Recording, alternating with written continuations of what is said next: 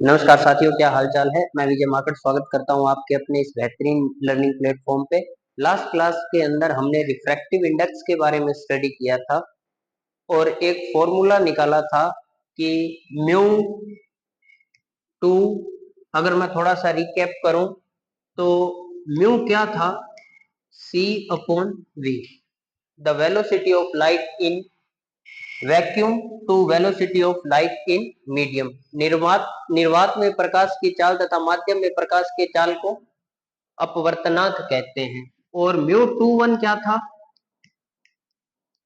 माध्यम दो का माध्यम एक के सापेक्ष अपवर्तनांक, refractive index of medium two with respect to one. और ये हमने क्या प्रूफ किया था, v1 upon v2 equal to lambda one upon lambda two. ये एक फॉर्मूला था जो इंपॉर्टेंट था। आज हम इस पे न्यूमेरिकल प्रैक्टिस करेंगे। ये देखें, ये एक क्वेश्चन है, the speed of light in water is 2.25 into 10 की power 8 metre per second and speed of light in glass is 1.5 into 10 की power 8 metre per second. Then calculate. हमें ये चीजें फाइंड करनी है। पहला फाइंड करना है म्यू। म्यू क्या होता है, म्यू होता है c अपॉन v। अगर आपको वाटर का कैलकुलेट करना है, हिंदी मीडियम वालों को बता दूं, पानी में प्रकाश की चाल कितनी दे रखी है, 2.25 into 10 की पावर 8। और ग्लास कांच के अंदर प्रकाश की चाल कितनी दे रखी है, 1.5 into 10 की पावर 8 मीटर पर सेकंड। तो हमें ये निम्न कैलकुलेट करनी है। पहली क्या है, जल का अपवर्तनांक। अगर अपवर्तनांक होता है c अपॉन v, जल का अपवर्तनांक, तो वेलोसिटी भी किसकी लेंगे, अपने वाटर की। तो c कितना दे रखा है, c दे रखा है, c 3 into 10 की पावर 8 मीटर पर सेकंड होता है। और v कितना दे रखा है, कहाँ का, वाटर का। वाटर का कितना है, 2.25 into 10 की पावर 8। तो ऊपर आ गया 300, नीचे आ गया 250, पॉइंट रिमूव किया तो 75 चौका 150, 75 3 250, तो ये आ गया 1.33। ये आ गया रिफ्रैक्टिव इंडेक्स किसका बेटा, वाटर का। बी क्या पूछा है, बी पूछा है ग्लास का। तो ग्लास का क्या हो जाएगा, c अपॉन v ग्लास।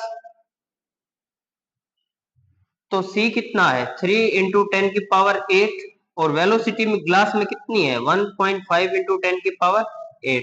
तो ये कितना आ गया,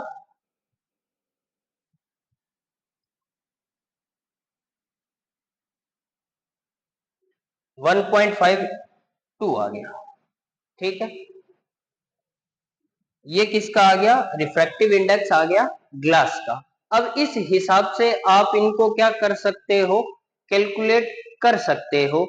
कुछ भी हो, आपको जो भी दिया हुआ है वो आप कैलकुलेट कर सकते हैं। जैसे जो भी वेलोसिटी देगा यहां पुट करो और सॉल्व कर लो, पुट करो और क्या कर लो, सॉल्व कर लो। अब देखिए नेक्स्ट क्या पूछ रहा है, mu W G, mu W G, water का ग्लास के रिस्पेक्ट में रिफ्रैक्टिव इंडेक्स। जो पहले आता है उसको कहां लिखोगे, ऊपर। जो बाद में आता है उसको कहां लिखोगे, नीचे। तो म्यू डब्ल्यू कितना है, वाटर का कितना आया है, 1.33। कितना आया है, 1.33। और म्यू जी कितना है, म्यू ग्लास का कितना निकाला है हमने, 2। इस हिसाब से। और इसी प्रकार डी, म्यू ग्लास वाटर का पूछा है, तो क्या लिखेंगे, mu glass upon mu water. Glass का कितना है, ग्लास का है 2, और वाटर का कितना है 1.33। इस हिसाब से हम क्या कर लेंगे, म्यू कैलकुलेट कर लेंगे। म्यू अब यहां सोल्व करेंगे तो ये वैल्यू क्या आएगी, लेस देन 1 आएगी, और यहां वैल्यू क्या आएगी, ग्रेटर देन 1 आएगी। इस प्रकार रिलेटिव रिफ्रैक्टिव इंडेक्स की वैल्यू क्या होती है, एक से कम भी होती है, एक से ज्यादा भी। एक्चुअल में ग्लास के अंदर जो वो इस क्वेश्चन में तो ये मेंशन कर दिया, ठीक है। अगर वास्तव में देखें तो ग्लास के अंदर स्पीड कितनी होती है? ग्लास के अंदर स्पीड होती है 2 × 10⁸। तो सॉल्व करते हैं तो वो कितना आता है? 1.5 आता है। ये हमारा क्वेश्चन हो गया। नेक्स्ट देखते हैं, ये एक और क्वेश्चन दे रखा है, wavelength of particular light in air. Air के अंदर, वायु के अंदर प्रकाश की तरंग दे रही है, कितनी दे रखी है? 4800 एंगस्ट्रम। और एयर का रिफ्रैक्टिव इंडेक्स कितना होता है अपवर्तनांक? हमें पता है 1। और किसी मीडियम में इसने क्या कर दिया? उसका रिफ्रैक्टिव इंडेक्स दे दिया। मीडियम का क्या दे दिया? रिफ्रैक्टिव इंडेक्स दे दिया। कितना? 2.4। हमें क्या पूछा है? इस मीडियम में वेवलेंथ पूछी है। इसको मान लेता हूं λ1 μ1 μ2 λ2। हमने एक रिलेशन किया था क्या? μ2 upon μ1 is equal to λ1 upon λ2। क्या दे दिया? μ1 म्यू दे दिए दोनों, और एक लैम्डा दे दिया, तो λ2 इजीली कैलकुलेट हो जाएगा या नहीं हो जाएगा? तो λ2 क्या आएगा? μ1 अपॉन μ2 इंटू λ1। ये इधर आ गया, ये इधर, ये μ1 कितना है? 1। μ2 कितना दे रखा है? 2.4। और λ1 कितना है? 4800। तो कितना आ गया? 2000। इस तरीके से ये क्वेश्चन बनेंगे। मतलब आपको ये जो रिलेशन है, कौन सा वाला?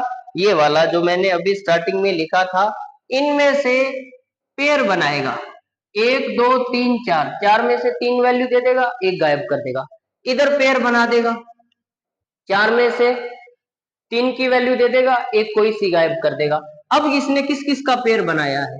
इसका पेयर बनाया है। 3 वैल्यू देगा, एक वैल्यू गायब करेगा, जिसे हम इजीली क्या कर सकते हैं? कैलकुलेट कर सकते हैं। अब मान लो नेक्स्ट क्वेश्चन कहूं, if refractive index of glass is 1.5, यदि कांच का अपवर्तनांक 1.5 है, then find speed of light in glass. तो ग्लास में तो म्यू दे दिया, म्यू कितना दिया है? 1.5। हमसे पूछा क्या है? वेलोसिटी। तो हमें पता है म्यू क्या होता है? c upon v। तो यहां से v क्या आ जाएगा? c upon mu. c कितनी है? लाइट की स्पीड कितनी होती है? 3 × 10⁸ मीटर पर सेकेंड। और म्यू कितना दे रखा है? 1.5। तो ये क्या आ गया? ये आ गया 2 × 10⁸ मीटर पर सेकेंड। आंसर आ गया। तो इस टाइप के बड़े इजी इजी क्वेश्चन आ सकते हैं। नेक्स्ट देखते हैं। मान लो आपको ऐसे दे दिया, नेक्स्ट क्वेश्चन, ये नॉर्मल है, यहां पे है एयर, यहां कोई मीडियम है। एयर का रिफ्रैक्टिव इंडेक्स कितना होता है? 1 होता है। इस मीडियम का रिफ्रैक्टिव इंडेक्स कितना दे दिया? √3 दे दिया। और यहां से कोई इंसिडेंट नॉर्मल के साथ 60 डिग्री का कोण बना रही है, तो ये डेविएट हो जाएगी। कितनी डेविएट होगी? डेल्टा। और ये एंगल क्या होगा? Angle of refraction. ये सब गिवन है, आपको दिया हुआ है। और आपको क्या कह दिया? डेल्टा फाइंड करो, आर फाइंड करो। तो आर कैलकुलेट करने के लिए हमारे पास एक ही नियम है, स्नेल का नियम। और स्नेल का नियम कैसे लगाते हैं? मान लिया इस मीडियम का रिफ्रैक्टिव इंडेक्स μ1 1 है, इस मीडियम का रिफ्रैक्टिव इंडेक्स है μ2। तो स्नेल्स नियम कैसे लगता है? यहां का रिफ्रैक्टिव इंडेक्स μ1 और क्या होता है? यहां का angle of incidence sine I, इसका mu two sine R. Mu one की वैल्यू कितनी है 1, साइन आई कितना दे रखा है, आई दे रखा है 60 डिग्री, म्यू टू कितना दे रखा है √3 साइन आर। तो ये क्या आ गया, साइन 60 होता है √3/2, √3 साइन आर, √3 से √3 गया, 1/2 साइन आर। 1/2 किसकी वैल्यू होती है, 1/2 वैल्यू होती है साइन 60 की, तो सॉरी 30 की। 1/2 किसकी वैल्यू होती है साइन 30 की, साइन आर। तो आर की वैल्यू कितनी आ गई 30 डिग्री। तो आर का आंसर कितना आ गया बेटा 30 डिग्री। अब हमें क्या कैलकुलेट करना है, डेल्टा कैलकुलेट करना है। तो ये वर्टिकल अपोजिट है, शीर्षाभिमुख कोण बन रहा है, ये कोण और ये कोण। तो ये पूरा एंगल कितना हो जाएगा, इसका नाम दे देता हूं मैं, ये कितना हो जाएगा 60। तो आर प्लस डेल्टा की वैल्यू कितनी है 60। तो यहां से आर कितना आ जाएगा 60 माइनस, सॉरी आर तो कैलकुलेट कर लिया, डेल्टा कैलकुलेट करना है। तो डेल्टा क्या कैलकुलेट हो जाएगा 60 माइनस आर, तो 60 माइनस 30 आंसर आ गया 30 डिग्री। तो इस तरीके से डेल्टा और आर की वैल्यू हमने कैलकुलेट कर ली। तो इस टाइप के भी न्यूमेरिकल बन सकते हैं।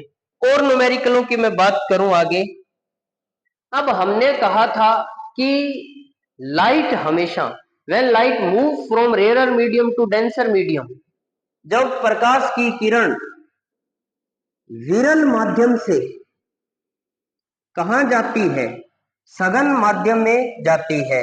कहां जाती है, सघन माध्यम में जाती है।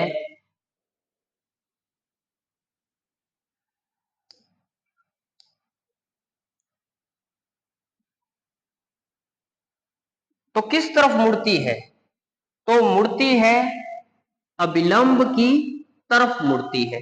किस तरफ मुड़ती है, अभिलंब की तरफ मुड़ती है। हमें ये सिद्ध करना है, सिद्ध करो जब प्रकाश की किरण विरल माध्यम से सघन माध्यम में गमन करती है तो अभिलंब की तरफ मुड़ती है। When light move from rarer medium to denser medium, it bends towards normal। ये चीज हमें प्रूफ करनी है, क्वेश्चन के फॉर्म में ले लेता हूं। ये इंसिडेंट रे है, कितना एंगल बनाया आई, ये एंगल क्या है आर। अब एक बात बताओ, इस चीज को प्रूफ करने के लिए अगर मैं ऐसे प्रूफ कर दूं आई बड़ा है किससे आर से, तो ये ऑटोमेटिक प्रूफ हो जाएगा ना कि ये किस तरफ मुड़ रही है, अभिलंब की तरफ मुड़ रही है। क्योंकि ये पूरा एंगल आई है तो ये एंगल भी क्या है आई। अगर आई से एंगल कम हुआ तो ये किस तरफ जा रही है, अभिलंब की तरफ मुड़ रही है। और अगर आई से ज्यादा हो गया एंगल, आर क्या हुआ आई से ज्यादा, तो ये किस तरफ मुड़ रही है, अभिलंब से दूर। तो हमें एक्चुअल में प्रूफ करना है कि आई बड़ा है किससे आर से। तो रे कहां से कहां मूव कर रही है, rare medium to denser medium. तो ये इसका रिफ्रैक्टिव इंडेक्स μ1, इसका रिफ्रैक्टिव इंडेक्स μ2। ये मीडियम कौन सा है, रेयरर मीडियम है। ये मीडियम कौन सा है, डेंसर मीडियम है। जब मीडियम रेयरर है और ये डेंसर है तो इससे एक बात क्लियर है कि μ2 बड़ा है किससे, μ1 से। क्या मैं इसको ऐसे लिख सकता हूं, μ2 अपॉन μ1 ग्रेटर देन 1। अब देखो, अब मैं यहां पर स्नेल्स लॉ लगाता हूं, कैसे लगेगा, μ1 sine I equal to μ2 sine are.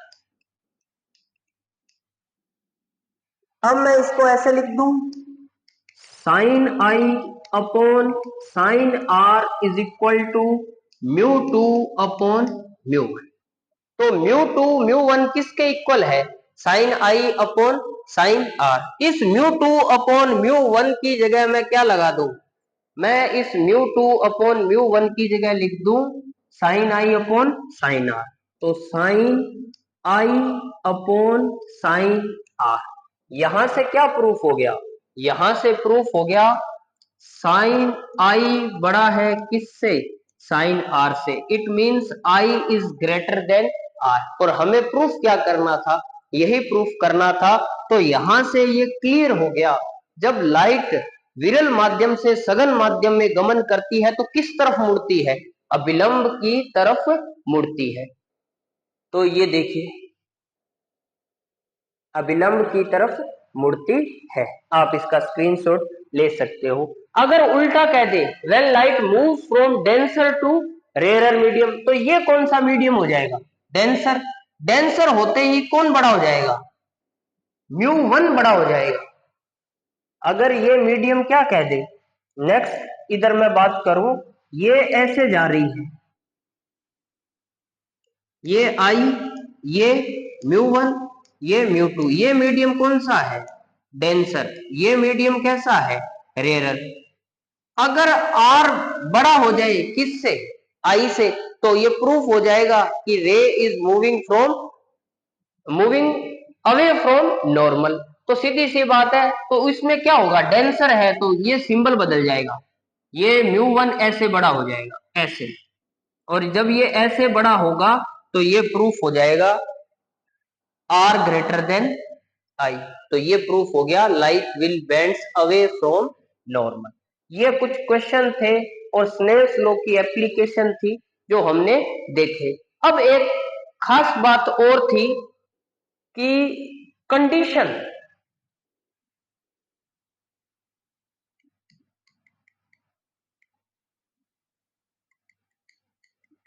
When refraction doesn't take place, अपवर्तन ना होने की शर्तें। काम की चीज है। पहली शर्त तो ये है, when light incident normal to interface, जब प्रकाश की किरण अंतरापृष्ठ के लंबवत आपतित हो। जब प्रकाश की किरण सतह के लंबवत आपतित होती है तो अपवर्तन नहीं होता। मान लो ये एक माध्यम है M1, ये माध्यम है M2। अगर प्रकाश की किरण ऐसे आपतित हुई है तो वो बिना विचलन के सीधी निकल जाएगी। अगर विचलन नहीं तो अपवर्तन नहीं। तो जब भी प्रकाश की किरण लंबवत आपतित होगी तो वो अपने पथ से विचलित नहीं होगी। क्यों? यहाँ पे आई का मान कितना है? आई का मान 0 है। क्यों? क्योंकि ये रहा नॉर्मल, और ये नॉर्मल पे ही तो आपतित हो रही है, लंबवती तो आपतित हो रही है। तो आई का मान क्या हो गया? 0 हो गया। ये नॉर्मल था, इसके साथ ऐसे आपतित हुई तो आई का मान क्या हो गया? 0। और यहाँ आर का मान भी क्या है? 0। ये चेक करना है कि आर का मान 0 होगा तो देख लो, यहाँ अपवर्तना क्या मान लू? Mu one. यहाँ क्या मान लू? Mu two. स्नेल्स नियम लगाओ, mu one sine I equal to mu two sine R. Mu one sine I कितना है? 0। Mu two sine R, sine 0 कितना होता है? 0। 0 से किसी को मल्टीप्लाई करो, 0। Mu two sine R, 0 upon mu two equal to sine R. अब आगे क्या होगा? 0 साइन आर। तो 0 किसका होता है? साइन 0, साइन r, तो r की वैल्यू भी क्या आ गई 0 डिग्री। तो जब भी प्रकाश की किरण लंबवत आपतित होगी तो r का मान भी क्या होगा 0 होगा, मतलब उसमें कभी भी विचलन नहीं होगा, चाहे वो सघन से विरल में गमन करे चाहे विरल से सघन में गमन करे। अगर लंबवत आपतित हो गई तो वो बिना विचलन के सीधी निकल जाएगी। दूसरी शर्त क्या है जब प्रकाश की किरण विचलित नहीं होगी, वो देखिए। जब दोनों माध्यमों का अपवर्तनांक, अब आपको सर लंबवत तो ठीक है, क्या कोई ऐसी भी शर्त है क्या जब प्रकाश की किरण ओब्लिकली मूव करे एक मीडियम से दूसरे मीडियम में, या तिर्यक गमन करे, मान लो ऐसे गमन कर रही है और अब विचलन नहीं हुआ, इसकी क्या शर्त है? तो इसकी शर्त है कि इस माध्यम का अपवर्तनांक क्या लो μ1, इसका अपवर्तनांक क्या लो μ2, μ1 μ2 अगर इक्वल है तो भी प्रकाश की किरण अपने पथ से कभी भी विचलित नहीं होती। कैसे? देख लो, स्नेल्स नियम से हम इसको प्रूफ कर सकते हैं। मान लो ये नॉर्मल है, ये एंगल कितना है आई, ये एंगल क्या है आर, स्नेल्स नियम लगाओ, μ1 sine I equal to μ2 sine R. μ1 कितना है mu sine I mu sine R, तो क्या आ गया साइन आई इक्वल टू किसके आ गया sine R. It means I equal to क्या आ गया आर, मतलब ये अगर 60 है तो ये भी कितना है 60, तो डेविएट कैसे होगी, डेविएट होगी नहीं, मतलब वो एकदम क्या निकल गई सीधी निकल गई। तो जब भी दो माध्यमों का अपवर्तनांक बराबर होता है तो भी प्रकाश की किरण कभी भी विचलित नहीं होती। ये दोनों कंडीशन ध्यान में रखनी है। पहली क्या, जब भी प्रकाश की किरण सतह के लंबवत आपतित होती है वो अपने पथ से विचलित नहीं होती, मतलब अपवर्तन नहीं होता। और दूसरी शर्त क्या है, जब दोनों माध्यमों का अपवर्तनांक बराबर हो तो भी प्रकाश की किरण विचलित नहीं होती, वो सीधा गमन कर जाती है। और ये हमने स्नेल्स लॉ की हेल्प से हमने क्या कर लिया, प्रूफ कर लिया। अगर मैं कहूं अपवर्तन से संबंधित एप्लीकेशन, अपवर्तन से संबंधित घटनाएं, तो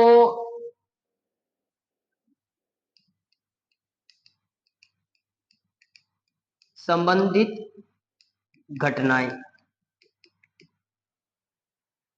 तो जब हमने देखा है कि आपने 10th की बुक में पढ़ा होगा कि हमें सूरज है वो 2 मिनट पहले दिखता है और अस्त होने सूर्य उदय से पहले 2 मिनट दिखता है और सूर्यास्त के बाद भी 2 मिनट दिखता है, तो कुल मिला के 4 मिनट का एक्स्ट्रा टाइम मिलता है। तो सूर्य उगने से पहले यानी सूर्योदय से पहले और सूर्यास्त के बाद भी सूर्य का दिखाई देना किसकी घटना है, प्रकाश का अपवर्तन।